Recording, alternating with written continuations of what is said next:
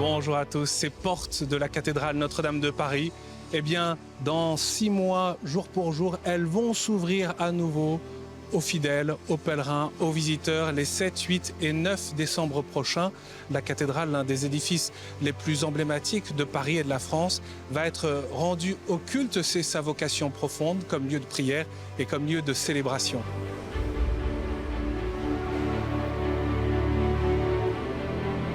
Au fil des siècles, l'ardeur et l'audace des architectes, des artisans, des compagnons, des artistes a produit ce chef-d'œuvre de l'art gothique. On peut admirer la splendeur de cette nef progressivement libérée de ses échafaudages, également de la blondeur de cette pierre. Dans cette émission Hors les murs exceptionnels, nous allons admirer cette même ardeur. 5 ans après l'incendie, je suis heureux de vous emmener à la rencontre de ces personnes qui, par leur savoir-faire, leur talent, leur passion, sont mobilisées pour la reconstruction et la restauration de la cathédrale aujourd'hui. C'est l'occasion d'un fabuleux périple en images au sein de la cathédrale Notre-Dame de Paris, de la nef jusqu'au toit en passant par les tours et la charpente, ou encore découvrir la création du mobilier liturgique actuellement à la fonderie.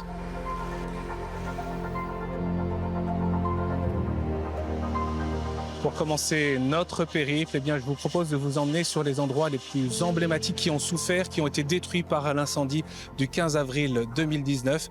Et c'est ici, à la croisée du transept, entre la nef et le chœur. Et c'est là que nous retrouvons Philippe Villeneuve. Bonjour. Bonjour. Architecte en chef des monuments historiques. On a devant nos yeux, c'est le plus grand échafaudage qui demeure à l'intérieur de la cathédrale. Ben oui, c'est l'échafaudage qui nous a permis de monter à 100 mètres du sol pour rebâtir la flèche et puis poser le coq. Et celui-ci nous a été utile pour bâtir la voûte. La voûte a été terminée il y a quelques jours seulement. On attend maintenant les peintres pour faire le décor et ensuite on pourra descendre cette énorme structure qui pèse 600 tonnes. On va aller voir justement la voûte, la fermeture de la voûte. On va monter à quelle hauteur là ? 27 mètres. 27 mètres.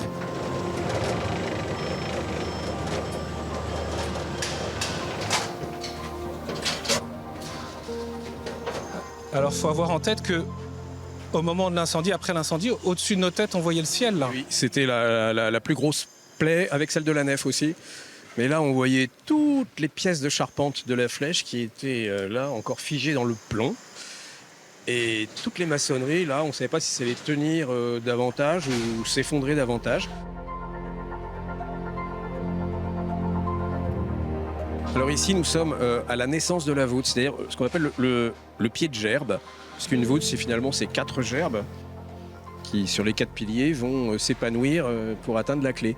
Et donc, ces parties-là sont les parties les plus lourdes. Elles sont remplies de maçonnerie parce que c'est derrière, là, exactement, que prend appui la charpente de la flèche. Donc, ce sont des maçonneries qui ont été refaites complètement. Et puis, pour bâtir cette voûte, on a fait comme on fait les anciens, c'est-à-dire qu'on a mis les arcs et l'oculus sur cintre, c'est-à-dire qu'un élément de charpente qui épouse parfaitement au centimètre près l'arc tel qu'on le voudrait qu'il soit. Et ensuite on met des petites planchettes, des couchis, et ensuite on a posé chaque claveau des arcs les uns sur les autres avec le mortier de pose. C'était posé, c'est la première étape. Une fois que la charpente de la flèche a été terminée, on a pu descendre l'échafaudage et donc là on a pu bâtir tous les voûtins.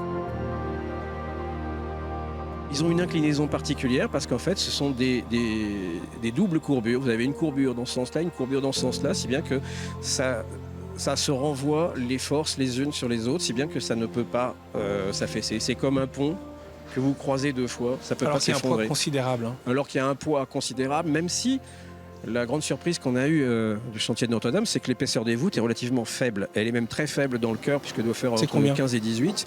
Et dans la nef, 22 cm. Et là, ici, on doit être à peu près à 17-18 cm. Donc c'est très fin. Il y a une portée de 14 mètres, donc c'est quand même une belle prouesse. Les maçons tailleurs de pierre, ils ont reproduit des gestes ancestraux. La dernière pierre a été posée le 24 mai dernier. Oui. Ces gestes des maçons, vous nous en parlez La moyenne d'âge des compagnons, c'est 28 ans à peu près. Donc vous avez des très jeunes et puis des un peu plus âgés. Tout ça, ça se transmet, le savoir. Et là, on a vu des tailleurs de pierre manier les mêmes outils, poser les mêmes cerces, poser les mêmes pierres, les mêmes mortiers. Ce qui m'a stupéfait dans la manière dont ça s'est fait, c'est que ça s'est fait avec calme, une hyper efficacité. Cette voûte, elle a été faite en 3 semaines ou 4 semaines. Enfin, je veux dire, ça a été très très rapide et une maîtrise et une modestie. On va voir, Philippe Villeneuve, la clé de voûte qui est si particulière à Notre-Dame, hein.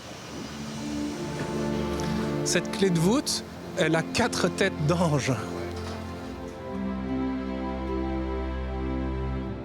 Ça, c'est un décor typique du XVIIIe siècle avec des anges. Alors, la particularité du décor sculpté qu'on a intégralement restitué, c'est qu'il y en a 2 qui ont été rescapés de l'incendie. Après l'effondrement de la voûte, on a récupéré 2 têtes.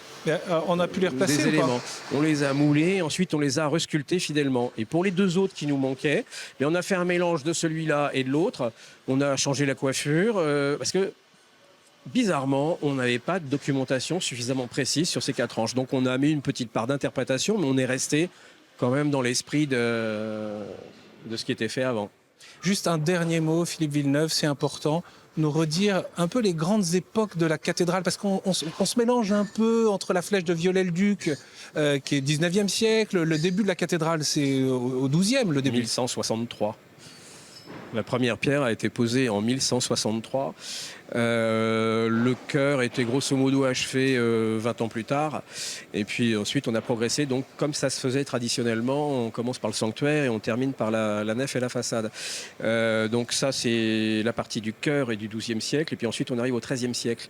Les maîtres d'œuvre qui ont succédé aux premiers ont respecté infiniment l'œuvre et la conception de cette architecture, ce qui fait que Notre-Dame a une unité absolument incroyable à l'intérieur. Et cet édifice, il continue à vivre. Et cet édifice, eh bien, il y a une unité de style. La flèche, c'est celle de Viollet-le-Duc, parce que quoi mettre à la place, franchement. Nous autres architectes, quand on voit la prouesse, j'ai envie de dire presque la simplicité de la conception de la chose, et quand même l'audace incroyable de ces bâtisseurs. Ils n'avaient pas d'ingénieur, pas de bureau d'études, pas de bureau de contrôle. Ils ont osé, et ça a tenu. Donc, vous voyez, une cathédrale comme ça pousse à la modestie face à l'architecture, à la modestie face aux monuments et une modestie face à l'histoire. On est 2 passages et on transmet la cathédrale. On est des passeurs passants. Voilà. C'est ça qu'il faut retenir de Notre-Dame. Plus elle est belle.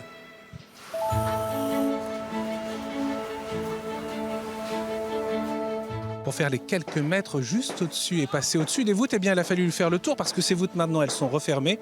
On va découvrir ensemble la charpente de Notre-Dame.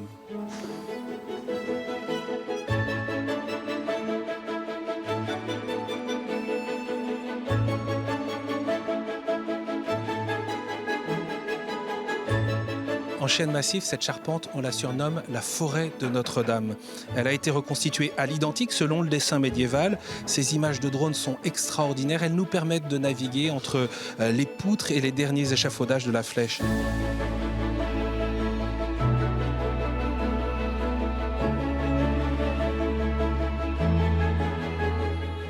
La forêt est constituée d'une centaine de fermes, ces grands assemblages monumentaux en bois, assemblés, triangulaires, sur 100 mètres de long, nef et chœur, 13 mètres de largeur au niveau de la nef, 10 mètres de hauteur, et ce sera bien perceptible lorsqu'il n'y aura plus ces planchers temporaires. Et puis on aperçoit aussi ces brumisateurs d'humidité qui permettent désormais de protéger la forêt de l'incendie, tout comme les fermes coupe-feu qui ont été installées. Le travail admirable des charpentiers s'est conclu par la tradition de remise du bouquet final. C'était en janvier pour le chœur et en mars pour la nef.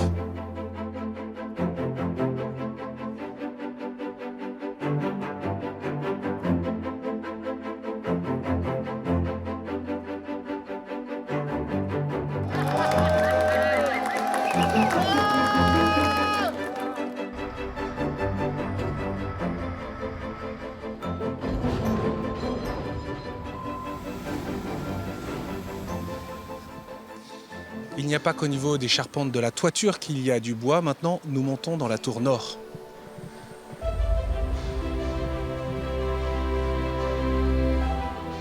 Le Le 15 avril 2019, après avoir dévoré la flèche et la charpente de la cathédrale, le feu s'est attaqué au beffroi nord. C'est là où la bataille contre les flammes a été à la fois la plus dangereuse et la plus décisive. C'est là où les pompiers ont gagné le combat contre le feu. Si le beffroi nord s'était écroulé, il aurait entraîné la tour et l'ensemble de la cathédrale aurait été en péril. Il y a 427 marches pour monter en haut de la tour.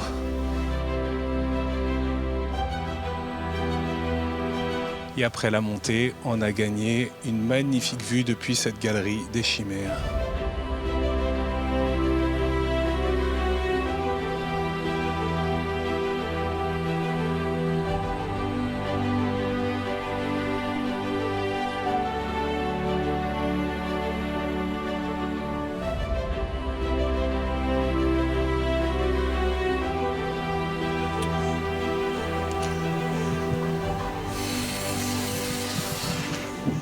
Sous nos yeux, là, vous pouvez découvrir le beffroi dans la tour nord. Et nous sommes avec Julien Mulvet, bonjour. Bonjour. Charpentier et chef d'équipe au sein des ateliers Perrault. Est-ce que vous pourriez nous rappeler d'abord à quoi sert le beffroi et puis où est-ce que sont les traces du feu ici?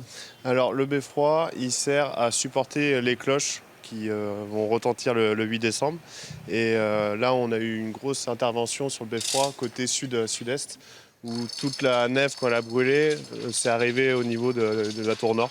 Pas de la tour sud, mais juste la tour nord du côté sud-est. Parlez-nous un peu de ce travail de charpenterie, ce que ça représente pour vous, pour vos équipes. Alors là, c'est surtout du sous-œuvre. Donc le but, c'est de garder un maximum de vieux bois. Toujours, c'est toujours la devise dans l'OMH, garder le maximum de vieux bois et remplacer vraiment les assemblages les plus fragilisés par des traits de Jupiter, des entures en sous-œuvre. C'est quoi les traits de Jupiter?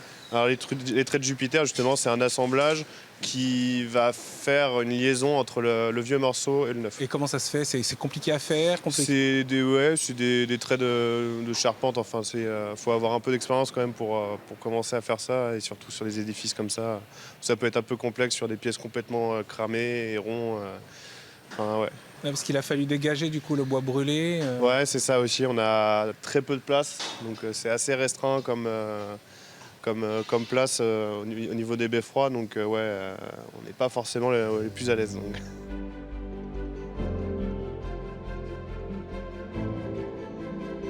C'est énorme ce qu'on fait de pouvoir reprendre des assemblages comme ça. Mais c'est aussi surtout un gros marathon parce que là, ça va faire bientôt 2 ans qu'on est dessus. Donc c'est une grosse course contre la montre, sur la qualité, sur l'exigence, sur beaucoup de choses. Donc, Alors, il paraît que les charpentiers, parfois, laissent dans les interstices des assemblages des souvenirs. Ah oui, ça peut arriver. Chacun fait comme il souhaite. Moi, j'ai retrouvé plusieurs fois des outils ou des mots, alors, plus ou moins vieux. C'est une tradition, ça, chez les Après, charpentiers. chez les charpentiers, comme chez les tailleurs de pierre, enfin, dans le milieu du MH, ouais, souvent on laisse un objet ou un petit mot pour les futurs charpentiers ou les futurs maîtres d'œuvre. Ouais. Et vous avez laissé un petit mot quelque part? C'est secret. C'est secret. Donc ça ne se révèle pas. Non. Qu'est-ce qui reste à faire d'ici à la réouverture ici, alors concrètement? La grosse étape, la prochaine étape, ça va être le levage du beffroi. Parce qu'en fait, toute l'embase du beffroi est complètement pourrie, complètement altérée. Donc il faut lever tout le beffroi pour pouvoir changer toutes les pièces de bois en dessous et ensuite le reposer. C'est une tour de 25 mètres sur 9,50 de large qui pèse 150 tonnes. Donc on va lui couper, on va dire, à tous les pieds et lui remettre quasiment des pieds neufs et le reposer ensuite.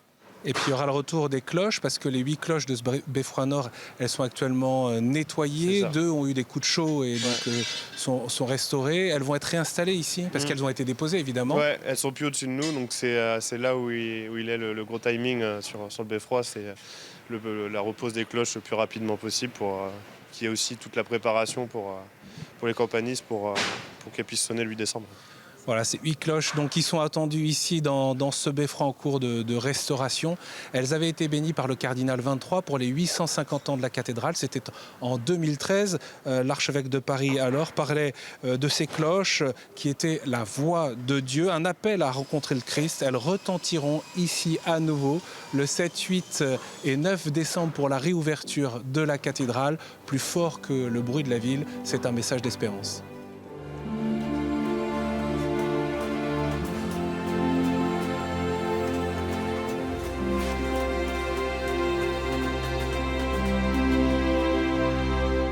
Vous avez peut-être suivi depuis les quais de Seine la reconstitution progressive du toit de la cathédrale. Eh bien, nous voilà aux premières loges et on retrouve Adrien Beaugendre. Bonjour. Bonjour. Eh bien, vous êtes meilleur ouvrier de France, couvreur, ornemaniste de la société UTB. Vous êtes chef d'équipe ici. Ça travaille dur derrière vous. Expliquez-nous un peu le travail de l'équipe. Là, qu'est-ce qui se passe? Alors là, on est en train de finir le fêtage du chœur. Donc on pose les dernières pièces en plomb avant de reposer les fleurons qui seront posés sur le toit de la cathédrale. Donc on n'a que du plomb avec des ouvrages assez compliqués, beaucoup d'emboutis, de déplacements de molécules, de choses assez techniques. Donc là on rentre vraiment dans une partie très complexe, la pose du fêtage, qu'on peut voir de très loin et qui est emblématique de Notre-Dame. Le poids d'un fleuron c'est 370 kg. Donc c'est fait en atelier, donc ça a été coulé et ciselé dans nos ateliers pour avoir vraiment le rendu final que l'architecte voulait. Après ça arrive ici. Et nous, à l'aide de la grue, on les grute un par un pour vraiment pouvoir finir la toiture. Alors, peut-être que tout le monde connaît le terme de couvreur, mais le terme d'ornemaniste, c'est moins connu. Alors, le couvreur, on va dire qu'il réalise la toiture, il la rend étanche. L'ornemaniste, il va rendre la toiture, on va dire, un petit peu plus jolie avec des ornements de toiture. Ornemaniste, ornement, donc comme les fleurons, les épis et plein d'autres ouvrages sur Notre-Dame. Ça consiste en quoi concrètement et le travail par exemple que fait votre équipe derrière là Alors, en fait on pose des tables de plomb, donc on part du bas vers le haut et là on est en train de poser la jupe, donc la partie l'avant-dernière pièce avant vraiment de poser les fleurons et épis de fêtage. Le plomb ça se travaille, c'est un matériau qui est malléable contrairement au zinc ou au cuivre, donc il se travaille avec des outils en bois ou en téflon qu'on peut déplacer et l'avantage du plomb c'est qu'on fait plein de formes avec.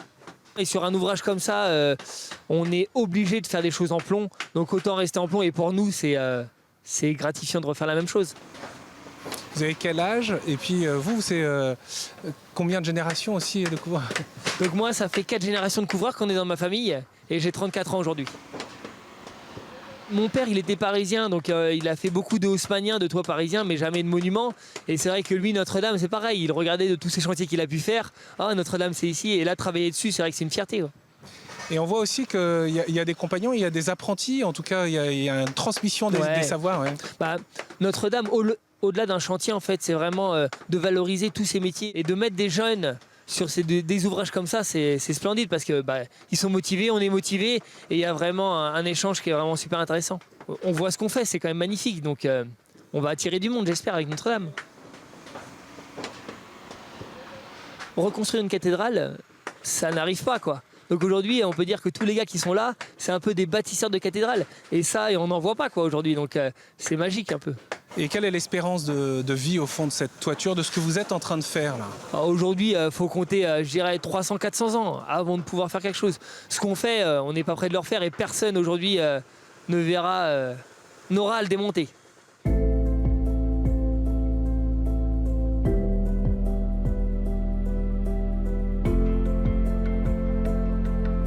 Allez, je vous propose de continuer à monter pour retrouver Philippe Jost, le président de l'établissement public Rebâtir Notre-Dame de Paris, qui est maître d'ouvrage. Il a été nommé par le président de la République à la suite du général Georges Lain, dont il a été le bras droit. Il va nous parler de l'état et de l'avancée du chantier de Notre-Dame.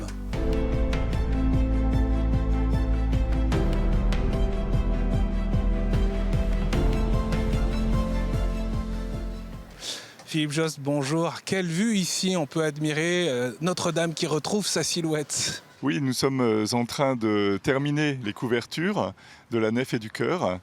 Et puis on voit d'où nous sommes très bien la flèche qui a retrouvé toute sa place depuis déjà plusieurs semaines, hein, comme nous le savons. Et puis il y a cette croix du chevet qui vient d'être réinstallée. Et c'est le seul vestige de l'incendie ? Oui, c'est un très beau symbole que le seul élément de toute la couverture, charpente et couverture, des grandes toitures de la cathédrale disparue dans l'incendie, eh bien, ce soit cette grande croix de 12 mètres de hauteur qui vient d'être restaurée dans des ateliers d'un ferronnier d'art en Normandie et que nous avons reposé il y a une dizaine de jours. Et puis cette flèche qui culmine à 96 mètres, elle a été montée en un temps record, hein. Oui, grâce au travail de taillage qui avait été fait en atelier et puis de montage à blanc, elle a été montée en quelques mois et chacun a en tête, je pense, que le coq a été reposé, la croix, en décembre, juste avant Noël 2023. Au point où nous sommes, toutes les grandes blessures de l'incendie ont été refermées, hein. Les voûtes sont toutes refermées et nous venons d'achever la grande voûte de la croisée du transept sous la flèche. Nous avions terminé les autres voûtes déjà plusieurs mois précédemment. Et puis, nous avons fini les charpentes, elles sont reconstruites en totalité. Et là, maintenant, c'est la couverture qui est en train de reprendre sa place. Et tout ceci nous projette vers la réouverture prochaine. Nous avons encore du travail, chaque jour va compter. Mais ça va être en bonne partie un travail de finition intérieure dans la cathédrale. On n'imagine pas ce qu'il faut d'organisation millimétrée pour que chacun puisse travailler à son rythme sans jamais perdre de temps. On voit le balai des grues autour de nous, l'ébullition sur la base vie tout en bas au chevet. Ce chantier, c'est une aventure humaine collective qui suppose effectivement une organisation et une coordination de tous les instants. Ça a été l'un des grands défis de ce calendrier, hein, la capacité d'organiser et de faire travailler tous ces corps d'État. Eh bien, nous y sommes, et nous y sommes notamment parce qu'il y a un état d'esprit sur ce chantier qui est tout à fait formidable. Au total, on compte 250 entreprises pour près de 150 marchés de travaux, donc c'est évidemment considérable. Ceci fonctionne d'abord bien sûr par l'investissement dans l'organisation, la coordination, les infrastructures de chantier, mais aussi parce que tous ceux qui sont là sont heureux d'être là, sont fiers d'être là. On peut dire que Notre-Dame de Paris unifie. Et chacun est tendu sur l'objectif de réussir, c'est-à-dire de rendre la cathédrale au culte et à ceux qui l'aiment, et c'est dans 6 mois maintenant. Il y a de la pression du coup pour les entreprises, pour les compagnons, pour vous ? Chacun a en tête que le calendrier, bien sûr, se rapproche, hein. Donc chacun est tendu sur la réussite collective. Maintenant, je dirais que ça se fait comme ça s'est toujours fait sur ce chantier, c'est-à-dire dans la confiance mutuelle, dans la solidarité. C'est une aventure collective et cet état d'esprit, il reste pleinement à l'œuvre dans ces derniers mois. Et c'est important. On est replongé dans le temps des cathédrales en quelque sorte avec ces restaurations, ces reconstructions. À l'époque, au XIIe, XIIIe siècle, on aurait mis aussi peu de temps pour réélever la cathédrale. Certainement pas. On aurait mis des dizaines d'années pour faire ce qui s'est fait en 5 ans. Mais autant nous respectons les modes opératoires d'origine dans un souci de perfection et d'authenticité, de respect du monument, autant nous bénéficions pleinement des progrès d'aujourd'hui en matière de grutage, d'échafaudage, de possibilité de travailler en atelier, de préfaçonner en atelier, de tailler en atelier. Ça a été pour nous très rassurant de constater qu'en France, aujourd'hui, nous disposons de ces savoir-faire. Ils ne s'étaient peut-être pas déployés à cette échelle, à l'échelle de ce chantier, mais ils existaient. Les meilleures entreprises ont voulu travailler sur Notre-Dame de Paris et nous en voyons le résultat. Donc on peut à la fois être dans le calendrier et ne céder en rien à la qualité de ce qui se fait. Le montant de ces travaux ? Le montant de ces travaux, c'est 550 millions pour la restauration elle-même, qui a suivi 150 millions pour la mise en sécurité de la cathédrale dans les 2 ans qui ont suivi l'incendie, donc un total de 700 millions d'euros. Et qui finance ?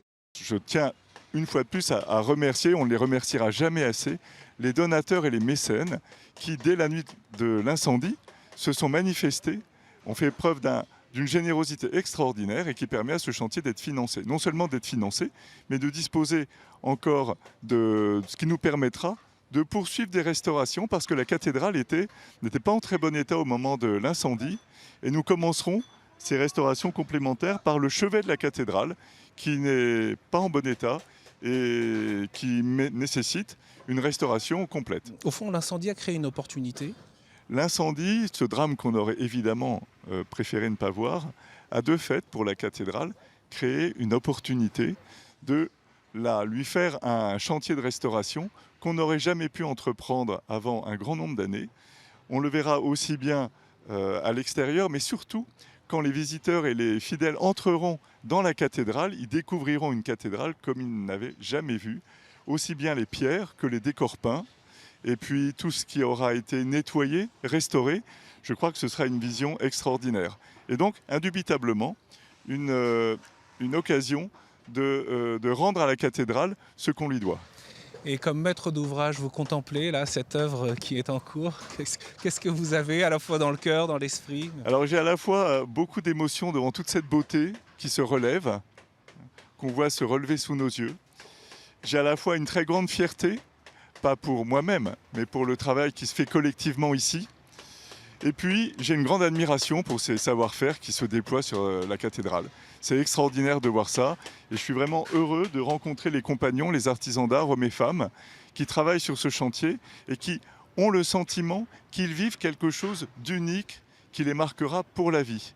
Ça, c'est un sentiment qui est partagé par tous, quelles que soient les compétences, les savoir-faire, depuis ceux qui nous permettent de déjeuner dans la basse vie, qui nous servent les repas et les préparent, jusqu'aux sculpteurs ou aux restaurateurs de peinture. Tout le monde est uni et fier d'apporter sa pierre au relèvement de Notre-Dame de Paris.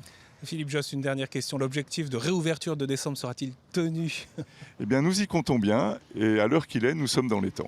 Merci beaucoup de nous avoir accordé cet entretien et aussi de nous avoir permis cette émission et surtout de nous rendre dans l'ensemble de ces lieux. Et notre visite, bien sûr, elle se poursuit au sein de cette cathédrale Notre-Dame de Paris, 6 mois avant sa réouverture.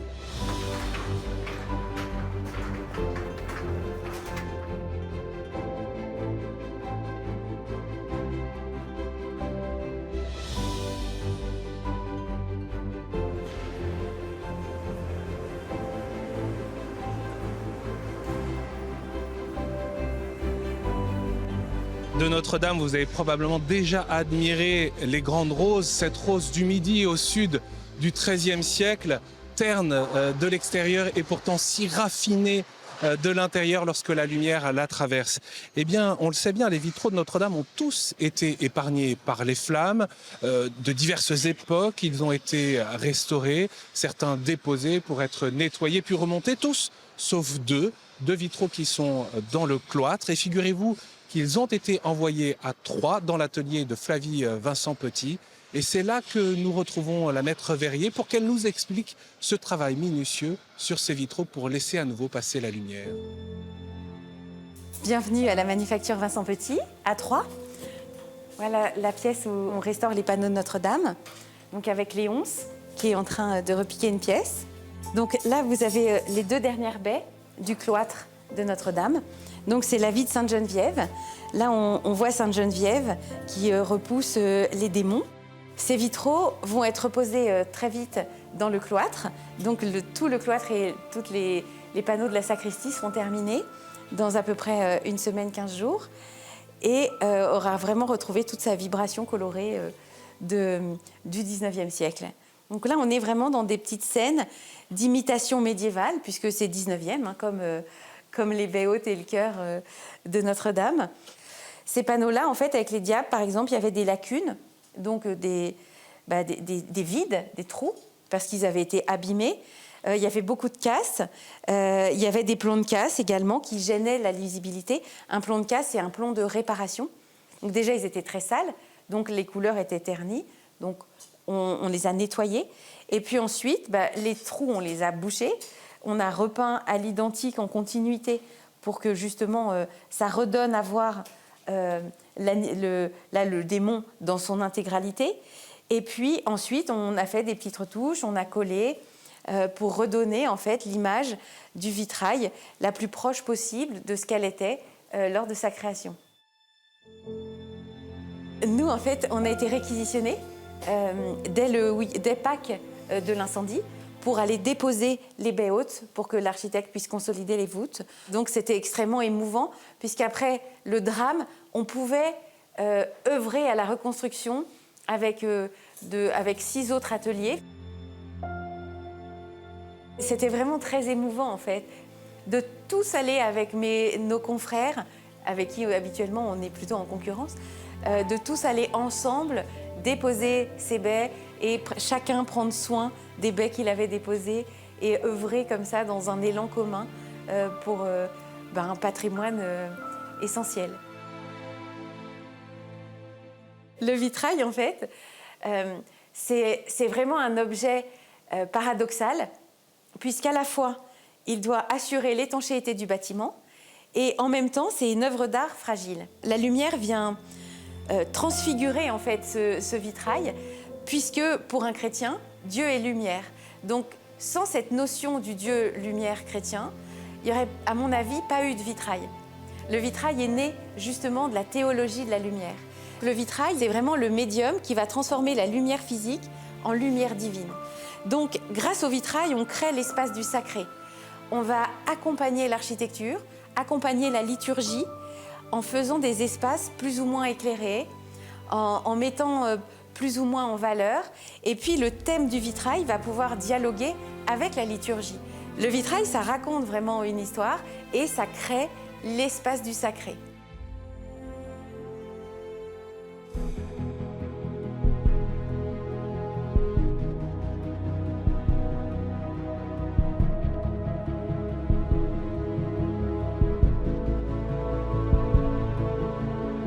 Nous sommes de retour à Notre-Dame, plus précisément dans le cœur de la cathédrale, devant la chapelle axiale dans l'axe de la nef, de l'autel, de cette grande croix dorée, cette croix glorieuse qui est actuellement protégée.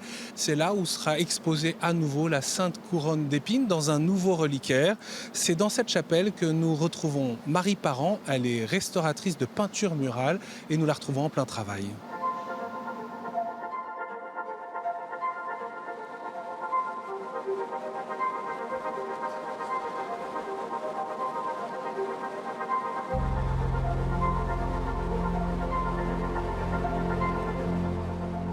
Je suis sur la peinture la plus ancienne qu'on peut trouver à Notre-Dame, qui date du XIVe siècle, qui a été décrassée, mastiquée, et là on est à la phase de la réintégration colorée. Je mets un premier ton, un ton de base, assez couvrant, et après sur ce ton de base, je mettrai une superposition de glacis pour obtenir la couleur au ton local du vêtement de la Vierge. Le décrassage était dans certaines chapelles extrêmement impressionnant parce qu'il y a certaines chapelles qui n'avaient pas été restaurées depuis Viollet-le-Duc. Donc le décrassage, ça consiste à enlever tout ce qui est la poussière accumulée depuis des années sur la peinture murale, sans toucher au vernis, enfin sans toucher à la protection et sans toucher aux couleurs originales. Déontologiquement, il ne faut pas qu'on touche à l'original. Donc même si vous avez une peinture qui fait 20 mètres carrés et que vous avez des petits trous blancs, il faut qu'on ait un petit pinceau et qu'on mette notre couleur juste sur les lacunes. On est dans la chapelle des 7 douleurs, qui est la chapelle axiale, qui a été restaurée et décorée par Viollet-le-Duc en 1860. Et il a conservé cette peinture murale. C'est le seul élément ancien de la cathédrale qui a été conservé, bon, sauf quelques fragments dans la clôture du chœur. En face, vous avez une autre peinture de Pérodian qui représente la Vierge des 7 douleurs. Et tous ces deux tableaux, enfin ces deux peintures, faites par des artistes, sont entourés du décor de Viollet-le-Duc. Est-ce que ces peintures, elles datent de quand alors précisément? Alors celle-là, ça date du XIVe siècle et qui est dans un décor 19e. Et c'est ça qui est assez original parce qu'il a gardé le 14e et il a fait tout pour mettre en valeur la peinture du 14e. Il y a des gammes de couleurs très impressionnantes. Voilà, on est surpris sans arrêt. Nous, on en a restauré beaucoup et à chaque chapelle, on a été surpris. Parce que chaque chapelle est différente. Ça fait 2 ans qu'on est à Notre-Dame et on ne s'ennuie jamais. Il faut être patient et surtout ne pas être pressé.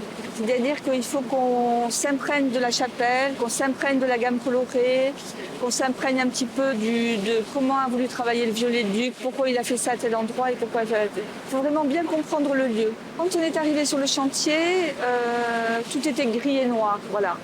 Et maintenant, ce n'est que lumière et arc-en-ciel. arc-en-ciel, un peu feu d'artifice, ça dépend un peu des chapelles. Et puis, je pense que ce qui va nous rester le plus, c'est la communauté un petit peu du lieu, voilà. C'est-à-dire que, pareil, c'est des choses qui nous arrivent jamais. On travaille avec les échafaudeurs, avec les électriciens, avec les maçons, avec ceux qui restaurent les sculptures. Donc c'est vraiment on finit par tous se connaître, on cohabite tout le temps ensemble. Et ça marque une vie? Ah, un chantier comme oui, celui-ci? Oui, honnêtement, oui. Parce que moi, ça fait plus de 40 ans que je travaille. Et vraiment, je crois que c'est la première. Bon, après, il y a une question d'âge et de génération. Mais je ne sais pas si mes collègues plus jeunes vivront la même chose. Mais franchement, c'est une très, très belle expérience. Tout le monde va redécouvrir Notre-Dame. C'est-à-dire que Notre-Dame, on regardait devant, on regardait un petit peu en haut. Et là, vraiment, je pense qu'on va avoir le regard attiré vers le haut. Et ça, pour moi, c'est quand même un grand plus.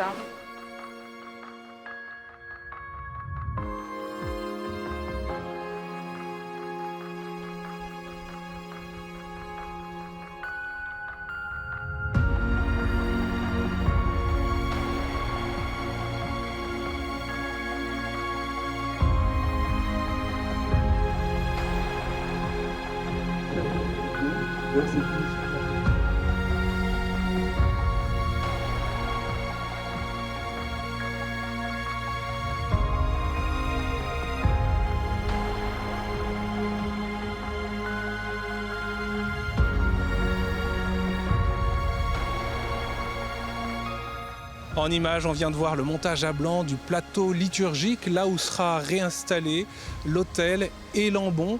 Et l'on retrouve bien, ces pierres noires et blanches qui sont en train d'être nettoyées ici à la cathédrale. Le plateau liturgique, il sera réinstallé sous ce gigantesque échafaudage. C'est là que le mobilier liturgique va être réinstallé. L'archevêque de Paris, Monseigneur Ulrich, a commandé au designer français Guillaume Bardet ce nouveau mobilier liturgique. L'atelier de l'artiste se trouve à Aix, mais nous le retrouvons à la fonderie Barthélemy, à Cré dans la Drôme, car ce mobilier liturgique est en ce moment même en train d'être créé.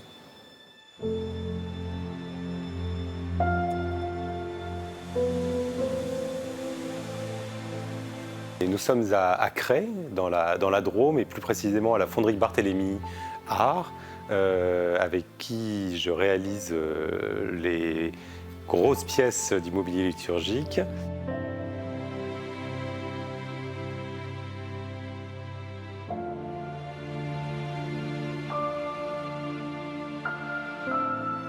J'ai sculpté toutes les pièces qui étaient pour l'instant en maquette. Je les ai sculptées échelle 1 pendant l'été 2023 jusqu'en octobre, jusqu'à l'automne. Et puis les pièces sont arrivées ici à l'automne 2023, entre la pierre et le bronze.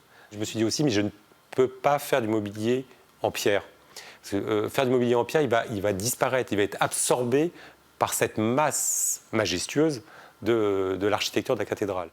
Le pas de côté, en prenant le bronze, était d'un seul coup d'avoir un autre matériau et qui allait vivre immédiatement et être présent très simplement dans la cathédrale.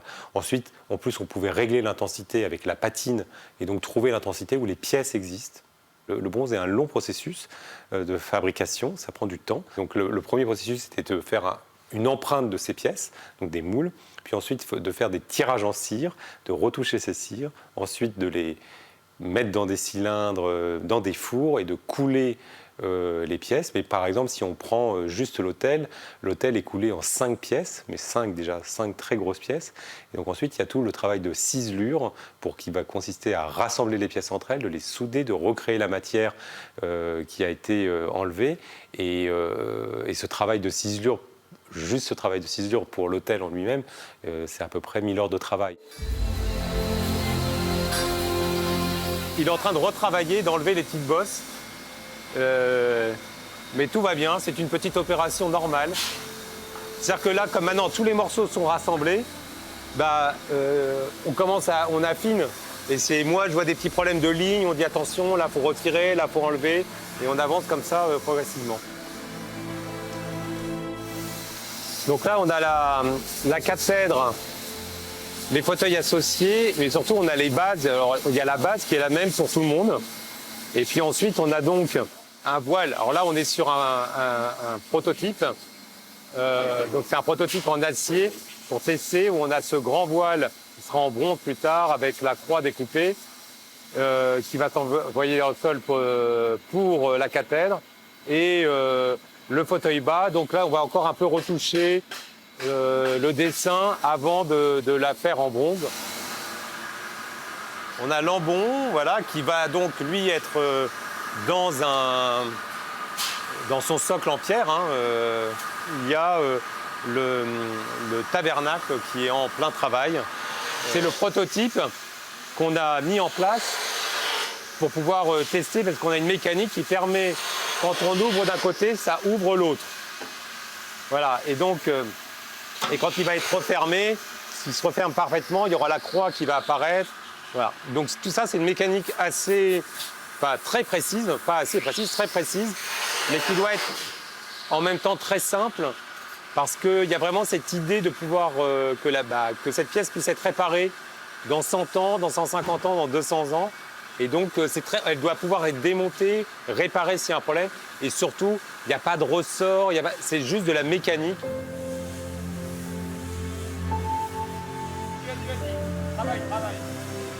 Je pense que la première messe sera quelque chose de très fort.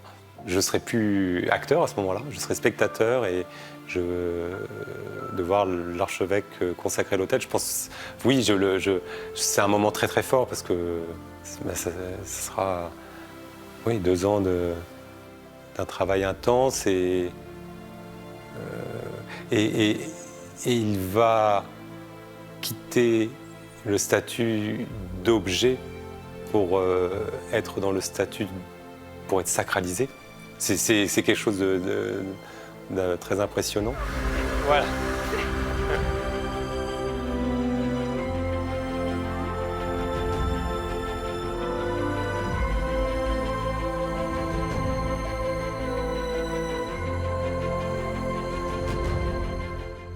On se retrouve depuis la tribune du grand orgue de Notre-Dame et c'est très émouvant d'être là et d'apercevoir tous ceux qui s'activent en bas dans la nef. Et puis on retrouve ces volumes de la cathédrale, même si pour l'instant ce grand échafaudage ne nous permet pas de retrouver l'ensemble des perspectives. Ce grand orgue de la cathédrale, eh bien, il a été épargné par l'incendie, complètement démonté pour être débarrassé des poussières de plomb et être restauré. Il a été remonté.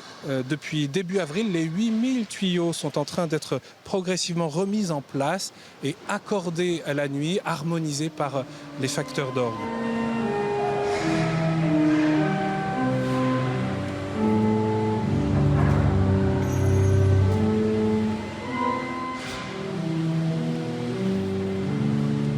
Parmi ceux qui accompagnent habituellement la prière ici à la cathédrale, eh bien, il y a aussi la maîtrise Notre-Dame. Nous sommes allés à la rencontre d'Henri Chalet. Il est le directeur et le chef de chœur principal de la maîtrise Notre-Dame de Paris. Il s'attache à ce que le patrimoine musical multiséculaire de Notre-Dame demeure bien vivant.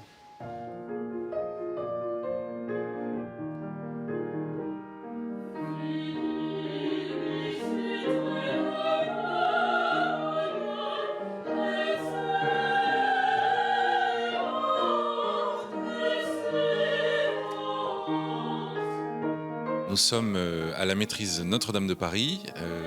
Les locaux de cette maîtrise sont boulevard Saint-Germain, près de la cathédrale. Et c'est ici que se passe toute l'organisation de la maîtrise, c'est-à-dire à la fois l'enseignement, c'est une école de chant, aussi l'organisation de toute la liturgie et puis l'organisation de concerts.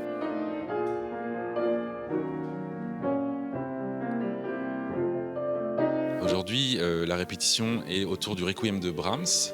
C'est une œuvre de grande forme avec beaucoup de textes très, très beaux et inspirants.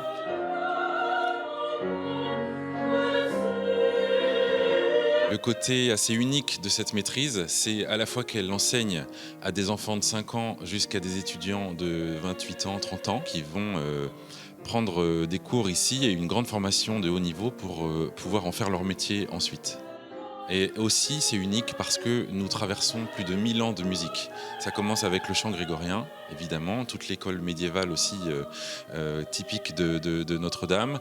Et puis, on travaille aussi le répertoire baroque, classique, romantique et jusqu'à la musique contemporaine.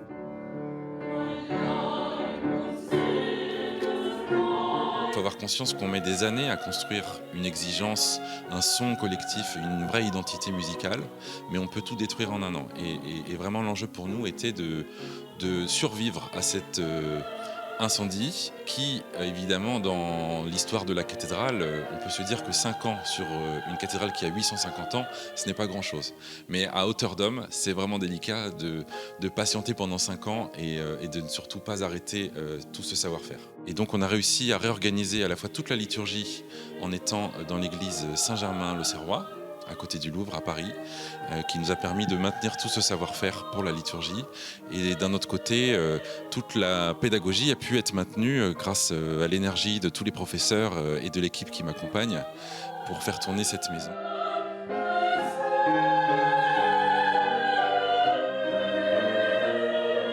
Pour la réouverture, évidemment, nous sommes en train de construire toute cette festivité qui va accompagner la réouverture, à la fois évidemment par les messes et les offices qui auront lieu dans la cathédrale de nouveau, et aussi par cette saison de concert que l'on essaye d'être grandiose, à la hauteur de l'événement qui nous attend, car évidemment cette réouverture va être un moment historique pour tout le monde et cette festivité va durer vraiment sur toute l'année, et je pense que à la fois les pèlerins, les visiteurs, les touristes, quand ils vont rentrer dans cette cathédrale, seront émus par la beauté de l'architecture, mais j'espère aussi qu'ils le seront par la beauté de la musique que nous ferons vibrer dans cette cathédrale.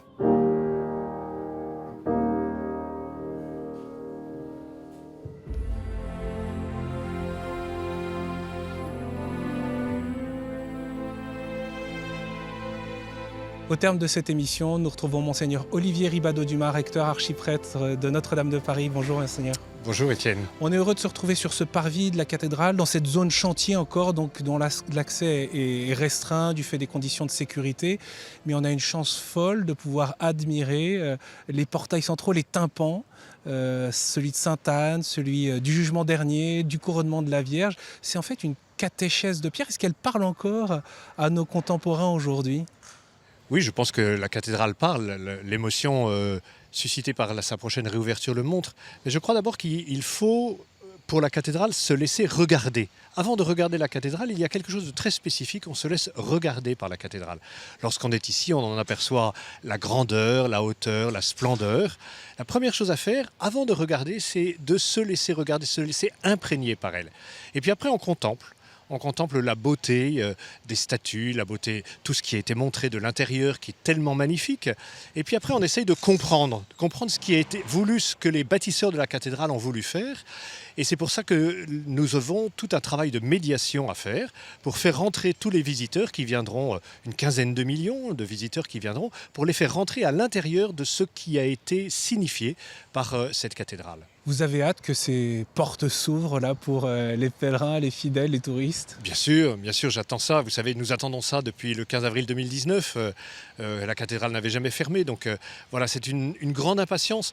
Mais pourquoi une impatience ? Une impatience parce que pour moi, recteur, j'ai le grand désir que tous ceux qui viennent puissent faire une découverte à l'intérieur de la cathédrale, une rencontre. C'est pour ça que j'aime bien ce mot de visiteur, qui exprime la visitation, la rencontre, faire la rencontre de Dieu, par le témoignage des croyants, mais aussi par tout ce que l'art nous dit de Dieu. Et donc ce sera un grand moment que la réouverture de la cathédrale. Alors du côté du diocèse de Paris, de votre équipe, c'est aussi l'ébullition pour préparer et continuer à préparer la réouverture pour ces 6 prochains mois. En gros, quels sont les chantiers que vous devez vous faire aboutir ? Il y a 3 gros chantiers que nous avons. Le premier, c'est celui de l'aménagement intérieur, puisque nous avons en charge notamment la lumière, le son, la captation vidéo, mais aussi l'aménagement des chapelles et aussi tout ce qui garnira ces chapelles, les tapisseries à venir.